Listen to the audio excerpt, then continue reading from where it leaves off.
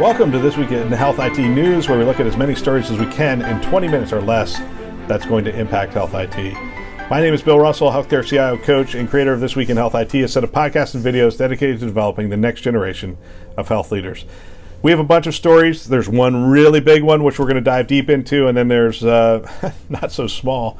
So we're going to look at Project Nightingale and the Ascension Google arrangement. White House rolls out sweeping transparency rules. Big story as well. A look at Amazon Care as a model. And if we can get to it, we'll take a look at another prediction story from healthcare execs. And Nike has a new pair of shoes for healthcare workers, which I think is fascinating. It'll be interesting to see if they get some big name doctor and put like a doctor performing surgery embroidered on the side. We'll have to see who they get as the sponsor for the Nike shoes. We want to thank our founding channel sponsors who make this content possible, Health Lyrics and VMware. If you want to be a part of our mission to develop health leaders, go to thisweekhealth.com/sponsor for more information. This episode is sponsored by Health Lyrics. When I became a CIO, I was really overwhelmed at first, and one of the things I did is went out and hired a CIO coach to walk with me through the process. It was invaluable to my success in the role, and I now coach CIOs through Health Lyrics. If you want to learn more, visit healthlyrics.com or drop me a note at bill@thisweekinhealthit.com. Don't forget, every day this month, we are dropping a show. Look back, look forward episode series with healthcare CIOs that we interviewed at the Chime conference. We asked these CIOs the 8 same questions. They all answer them, so you get a wide range of the perspective of different healthcare organizations. So check back every day for those. And I also wanted to make you aware of a great new service that's out there from a friend of the show. Direction to Forward launched 3X Drex, which will text you the top 3 stories from a healthcare CIO perspective 3 times a week. I just signed up, and I'm already using it for some of my research for the show. Just text Drex, D-R-E-X, to 484848. And by the way, this is not a paid advertisement or a quid pro quo, as has now become part of the vernacular. I just think it's a great service to the industry. Okay, so now on to the news. Project Nightingale, big deal. I'm going to be hitting two sources, Healthcare IT News and Healthcare Innovation Group story when we get to the HIPAA parts. I'm probably going to stop intermittently on this because there's so much to digest. So Project Nightingale seems to square with HIPAA, but next steps matter. Yes, they do. While Google apparently signed a business associate agreement with Ascension, and the scope of the data sharing appears to be in line with the HIPAA allowances, there's still many questions as to how patient information is being put to use. Okay, so here's what I think transpired. I am not in the know in any way, shape, or form, so don't take this as gospel, but you have Ascension. Ascension is a wide-ranging health system, a lot of different markets, a lot of different EMRs. And, the CIO and the leadership team sit around and go, hey, we need to bring all this data together. We need to bring this data together to do quality measures, to do, accounting measures. I mean, you name it, measures. It's very hard to do measures when you have a lot of disparate data and a lot of disparate systems. So what a lot of health systems do is they go out and they go, hey, we're going to do a single EMR across all these things. Well, when you're talking 100 some odd locations like Ascension is, you're talking billions, not a billion, multiple billions of dollars in multiple years, potentially 7 years to get this done from one end of Ascension to the other. And so as they look at it and say $3 billion to consolidate all of our stuff and get onto a single operating platform so that we can do this, is there another way, I think is the common question that someone would ask. You want me to spend $3 billion? Are there any alternatives? So somebody said, hey, there's a really good data company, probably one of the best data companies on the planet. Maybe they have some answers for us. Maybe they have some solutions. Maybe they have some ways that they can normalize this data and move this data into a reporting format so that without doing a massive EMR upgrade across all of our health systems, we're going to be able to create these operational dashboards and predictive models. And not only that, we're going to be able to tap into some really cool AI models and machine learning. Again, I don't know anything specifically, but as a former CIO, I could easily see that conversation happening. So that conversation happens and somebody goes, let's go talk to Google. And they do, is my guess as to what happened. So here's what we have. You sit down with Google, you start doing the deal, and they sign a business associate agreement. Now, so part of the challenge becomes people don't understand what a business associate agreement does and doesn't do, and they also don't understand how many business associate agreements are in place and how much this data is being used. So as you listen to this story, we're going to jump over in a minute to what HIPAA actually is and what the business associate agreement actually covers in a minute. But also think about this. You have business associate agreements with all sorts of companies that have access to that data. You could have it with call center companies. You could have it with billing companies. You can have it with collection companies. You could have it with quality companies. You could have it with, the list is so long, I can't even keep going. It's there's a significant number of companies that have partnered with health systems to provide value on top of that data, and it's covered by a business associate agreement. Okay? So, the health data sharing collaboration between Google and Ascension has raised some big concerns nationwide, starting with some employees at Ascension about what the initiative could mean for patient privacy. So, I find it also interesting. There's a process for escalating this for the employees. If they see this concern, they could raise it within the IT department. Hey, we see, and they say there's a concern with a specific tool, and we'll get to that in a minute. But hey, there's a problem with this tool, and the IT department can look at it. Then if they don't like the IT department's response, you can escalate it to compliance. And then there's an anonymous hotline that you can also go to. So there's multiple levels within the healthcare organization to go to, and then you can go to the federal government, and there's compliance hotlines there. But they jumped from here to the Wall Street Journal. That's a significant jump to make. It was almost like we know best, and we want to make sure that everyone in the country knows about this. Now, the good thing that's coming about, as with any whistleblower kind of thing, is we're going to have a great conversation and discussion around HIPAA, around business associate agreements, around data privacy and sharing, and around who should really control the movement of that data. So, another thing I want to get into, there's so many misconceptions on this. Another thing I want to get into is legally, the medical record is not owned by the patient except in the state of Vermont. There's only one state in our country where the medical record is owned, keyword, owned by the patient. The medical record is owned by whoever creates the medical record. And the reason for that makes perfect sense when you think about it. If my hospital system makes the record, we own the record. Because if you change that, which is very possible that it might change, you end up with a challenge. And the challenge is there are records made about me in just about every other industry, right? So if I buy a book from Amazon, they have a record. Now, is that record mine? Do I own that record? And if I go and fill in the blank, there are records about me all over the place. Do I own all those records, and do I get to aggregate all those records? A good conversation to have, and we'll broach that a little bit at the end of the show. So let's see. The so-called Project Nightingale. I'm sorry. I'm going to go back to this one more time. So the record is not owned by the patient. Access to the record is legally mandated by the rules, it's legally mandated. So I can have access to my medical record if I go to my health system and I request it. Now, what's interesting there is there was another story, I'm not sure I covered it on the show, where close to 50% of health systems are still struggling to meet the federal requirement for providing the medical record to the person in the allotted amount of time. So, significant problem that still needs to be overcome. All right, back to the story. The so-called Project Nightingale overall does appear to meet HIPAA compliance standard based on Google and Ascension's own statement of what has been reported so far by the Wall Street Journal and others. CNBC reported that while Ascension and Google did sign a business associate agreement as required by HIPAA, some Ascension employees were concerned. Okay, so we're going to come back to that. They're concerned. I want to go over to HIPAA real quick. And again, we're just trying to educate people on this specific topic because there's a lot of confusion. So, why was HIPAA probably not violated? This is straight from the Healthcare Innovation Group story. The answer lies in understanding, at least in some degree, the scope of permissible uses under HIPAA. It is true that two or more commonly discussed components of HIPAA are the privacy rule and security rule.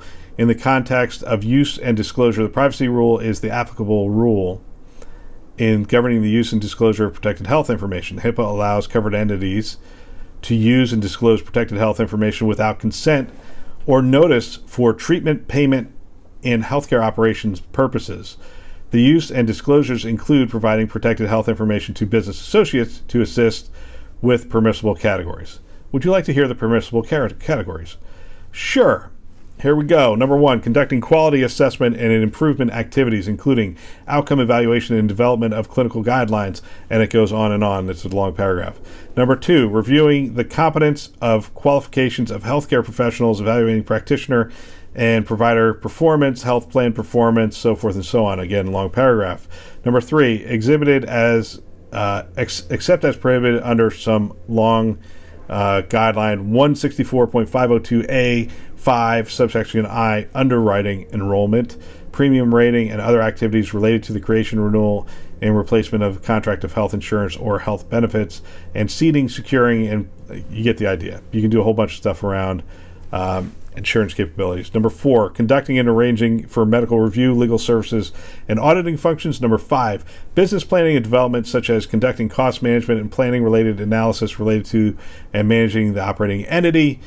And it goes on. Number 6, business management and general administrative activities and entity, including but not limited to. Hear how broad this is. Business management and general administrative activities of entity, including but not limited to. Which means there's no way that they sign an agreement that is not covered under HIPAA, by the way. So, number 1, management activities relating to the implementation and or compliance with requirements of this subchapter. So, this is a subsection under number 6, business management and general administrative activities. 1 was management activities relating to the implementation of compliance and requirements of this subchapter. Subsection 2, customer service. Subsection 3, resolution of internal grievances. Number 4, the sale, transfer, merger, and consolidation all are part of the covered entity. And number 5, consistent and applicable requirements, creating de-identified health information or limited data set and fundraising, so forth and so on. So as this demonstrates, it's a very broad reading. And hopefully with the escalation of this, we will revisit it and we'll take a look at it. So let me continue to go on here because we've already used a bunch of the time. So Ray D'Onofrio, Principal Data Analyst at Technology Consultants SPR, explains development tools such as Google Data Studio can be problematic for HIPAA compliance because it doesn't have logging of data changes, access controls, data viewing, and screen locks. That could be true. In my use of Google Data Studio, I don't recall those things being in place, but they could be in place. I'm not entirely sure. If nothing else, as a result of this, Google, within the next 3 months, will put those things in place. And which is good. It's good that we're having this conversation. It's good that they're going to be required to put that in place. However, tactical HIPAA compliance is a bit of a red herring. He said, it is the spirit of HIPAA that should be in question. Is data acquired and used for specifically providing value to the patients? Yeah, I mean, sure. By the way, I'm going to totally agree with this at the end of the show, so I'm not going to be a hypocrite here and poke holes in this, but that's not, they're adhering to the law as it is written. So we can talk about the spirit of the law all we want, but it doesn't seem to be relevant at this point. But it should be relevant. And then we have some other people talking about the back and forth between actually how Google and Ascension handled the notification of people around this project. It doesn't seem that anyone knew what was going on. I'm going to go down here. There's a good one from a lawyer. So so similar point was raised by healthcare attorney, and the point that's being raised is that BAAs happen all the time, but this one's between Google, which makes it a big deal because Google is in the data business. Similar point was raised by healthcare attorney Matthew Fisher, partner of Westboro, a huge law firm in Massachusetts, who echoed McGraw's assessment that Project Nightingale is not fundamentally that different from all sorts of interactions that occur between healthcare organizations such as Ascension and vendors such as Google on a daily basis. As long as Google fulfills its privacy and security obligations under HIPAA with regard to the protected health information provided by Ascension, there's no HIPAA issue on the face of things, said Fisher. A big unknown, and this is a huge unknown, about the relationship, though, is whether Google will be permitted to de-identify the Ascension patient information. And this is a problem for two reasons. One, Google can then use that data in all sorts of different areas that they are pursuing within healthcare to fine-tune search results, and which will increase their value to health systems in order to get positioned well, in order to grab some of the dollars. As you know, most health encounters begin with a search of Google. I have this condition, and Google is now working very hard on its search results to position the right information for me. When I say strep throat or I have a sore throat, it positions the right data, as well as recommendations and the ability to do advertisement, which is their core business. So if they can de-identify this information, they can get much more specific potentially and know that it is Bill Russell who is searching. Bill lives in California. Bill, fill in the blank, and that ad could be very specific to me. So even to the extent of knowing my insurance, so that they can, some of these things are actually huge convenience things. I mean, I search, it says, well, I know this is Bill Russell. Bill, you have a sore throat. Bill, here's the 3 doctors you can see that are covered under your plan, fill in the blank. With that being said, it's still a huge violation of my privacy, and we're going to get to that in a minute. The other thing is, an argument can be made, and it is being made. Google's doing work with the University of Chicago, and a plaintiff is making the argument that no data is de-identifiable in the hands of Google because of their data prowess. And there's a certain case to be made that that is true. Then they go on to talk about, let's see, we have to remember that the average person is not a security expert and can easily be overwhelmed by technical jargon from suppliers professing how secure and trustworthy they are, he said. So, Google is saying they're trustworthy. Google is saying they're going to protect the data and all those other things. So here's my so what. The move by Ascension was a good move. It is innovative. It is forward thinking. It is not accepting the status quo. It is looking for a way to not increase their debt load by $3 billion, which ends up getting passed on to patients and increases the cost of healthcare. It is a way of providing a new set of services that aren't available today. I'm not arguing that this move in innovation was a bad move in any way, shape, or form. I think it was a good move and a strong move. I think what was missing was one step, and that was at what point do you engage the user community? Not that you're required to, but is there an ethical obligation to tell people, hey, we're giving your data to Google? And beyond an ethical, is there a new playing field that we operate on where it's important to notify the users so that we don't take this kind of PR black eye and slow the project down by a couple of months while we're trying to fend off all the things that are going to be coming at us? Was there like an open comment period that could have been used? So that's one thing. And then I would be remiss if I didn't bring up one of my favorite topics, which is I believe that we need a patient bill of rights or whatever around the data, specifically around the data that the medical, let's assume I'm going to say the healthcare system can continue to operate exactly how they operate. I don't care. I do care, but let's assume I don't care for this case. I want to have every data element that the health system has on me delivered to me electronically and in some sort of format that can be parsed. And that can be FHIR, it can be XML, it can be, I don't know, it could be any number of formats, and we can determine what the format is.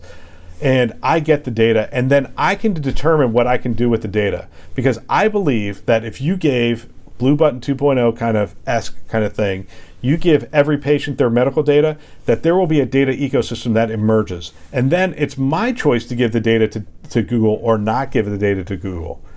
And you know what? I may choose to give it to Amazon or Google or Microsoft or fill in the blank if it adds value to my life. If it lowers my cost of care, it's the triple aim. If it lowers my cost of care, if it improves the clinician experience and my experience in that setting, it's a quadruple aim actually. If it it improves outcomes in any way, shape, or form, if it can help me to identify the doctor that I should see that has a higher propensity for successful operations and those kind of things. You get the picture. I want all my data, and I almost don't care how bad it is, because I think that there's companies out there that can make sense of it, and once they make sense of it, they can create value for me as the patient. We are 20 minutes in. I'm going to cover. You're going to give me another 5 minutes. I'm going to cover these things real quick. White House rolls out sweeping transparency rules for hospital insurers. Trump administration on Friday announced sweeping new rules. The first set of rules is, insurers would have to tell patients in real time through online tool what they'll owe out of pocket for all covered healthcare services. The requirement could also make it easier for people to compare costs. By the way, this is a Politico article. Story continues. So, under a separate policy, the administration finalized Friday, hospitals would have to disclose currently confidential rates they've negotiated with insurers and other cost information, like what hospitals are willing to accept in cash from a patient. The measures was the first proposed in July and scheduled to take effect in January 2021. The pricing transparency has emerged as an increasingly prominent part of Trump's healthcare agenda as he tries to chip away at Democrats' polling advantage. Whatever. I don't want to get into the politics of the whole thing. It's I don't know if that's why he's doing it or is not why he's doing it. What we're going to take a look at is the rule itself. So the rule itself requires insurance companies to give information on what is going to be owed earlier in the process. They already do this. I think actually she talks about it. Our goal will be to give patients the knowledge of what they need about the real price of healthcare services. They'll be able to check them, compare them, and go to different locations. This is Secretary Azar. He also said the new measures may be more significant change to American healthcare markets than any other single thing that we've done. But just hours after the announcement, 4 large groups, including the American Hospital Association, said that they have a legal right and they're going to try to file a lawsuit to block the rules. And they go on to talk about why it may or may not go. CMS Administrator Verma said the health information insurers must disclose is already available to patients in their explanation of benefit statements, but patients would now be able to access that information sooner. We're just requiring that it be available before care and not after, said Verma. Hospitals will have to post the information online for 300 common services such as x-rays and lab tests in an easy, understandable format. CMS will specify 70 of these services, and hospitals can choose the rest. Hospitals that don't comply could face fines of up to $300 a day. $300 a day? That doesn't seem like much of a fine.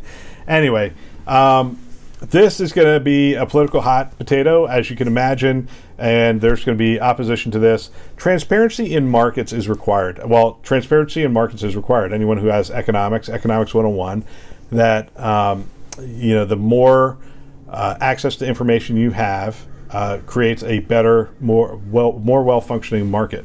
And hospitals and healthcare is not a well-functioning market, and we do not have transparency in that market.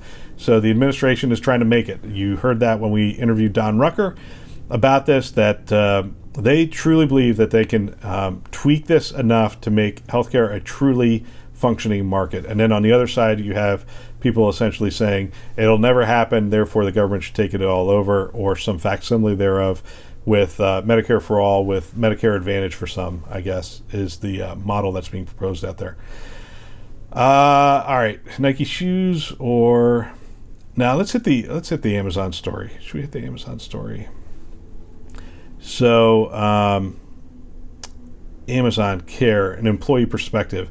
So, Amazon Care, this is from CNBC, and I think it's interesting. I just wanted to cover it because I just think it's interesting. So, it's exactly what you think it is. They download an app. They get a bunch of disclosures. They let them know, hey, you're using a medical group. You're not being. This is not. There's a medical group that's using it and has disclosure statements and those kind of things. And then it starts to guide them through the process. So, according to the screenshots, Amazon employees trying the service out get a welcome kit, mobile phone holder, and a digital thermometer. Those are interesting. From there, they're asked whether they would prefer a free chat via nurse via messenger care chat or a video chat video care with a medical provider. An employee might share that they're feeling unwell, and the provider would follow up within minutes and ask for a set of questions to figure out whether the patient needs to be seen in person. If so, a practitioner will then be dispatched, and a map in the app shows their location and estimated time of arrival. Amazon employees can also set up a profile with their payment methods, care history, and their dependents. So far, the company has received dozens of positive ratings and reviews implying the employees are happy with the quality of the care. Despite its focus on employees, Amazon Care is viewed by analysts and other health experts as a threat to established telemedicine companies that offer similar services to consumers. Many of these companies have struggled to market themselves and stand out in a hotly competitive space. If Amazon Care succeeds among employees, the company could someday sell it to millions of people who already rely on Amazon for their groceries, entertainment, and more. Wow, that's a stretch. I mean, I'd love to see that, but that's a stretch to scale that. That's a little ways away. But I think what's more likely to happen is you're going to see this end up in the Amazon, Berkshire, JP Morgan model, the Haven model, and then you're going to see it marketed to other large employers, and that is a very real possibility. But I just wanted to give you an idea of what that model looks like. It's a sounds like a really well designed digital experience model. And then finally, just because I have to talk about it, Nike has new shoes specifically for healthcare workers, and where is this from? Fox Business. So this showed up in my feed and my healthcare feed. Nike has made a new shoe designed specifically for healthcare workers who spend upwards of 11 hours per day on their feet. The Air Zoom Pulse, interesting. Air Zoom Pulse is fashioned in black and white soles and Nike logo and embedded in the blue 5-point pointed anyway, you get the idea. It's a really cool 6 upcoming design variations featuring everything from LGBTQ, Pride Rainbow to cartoon sketches of medical instruments are set to go on sale next month. So interesting that they are coming out with shoes designed specifically for healthcare workers. And this shoe brought to you by, I don't know, Dr. Topol. I don't know. We'll see. We'll see what direction they go in. I think it's fascinating and interesting. A lot of news to cover. Love your feedback. Did I hit the mark? Did I miss the mark? I definitely went a little longer than I would like. Just shoot your notes to Bill at thisweekinhealthit.com. I would love to get your feedback. Remember, check back often. We're dropping an episode every day this month. Please come back every Friday for more interviews. Following that, in December, we will start back with our Friday interviews. And if you want to support the fastest growing show, share it with a peer, sign up for our insights and staff meetings on our homepage, interact with our social media content on Twitter and LinkedIn, post or repost that content, and again, send me feedback. The feedback is so helpful, I can't even begin to tell you. I love getting the emails. I will respond to each one. Bill at thisweekinhealthit.com. The show's production of This Week in Health IT. For more great content, check out the website, thisweekhealth.com, or the YouTube channel. Special thanks again to our sponsors, VMware and Health Lyrics, for choosing to invest in developing the next generation of health leaders. Thanks for listening. That's all for now.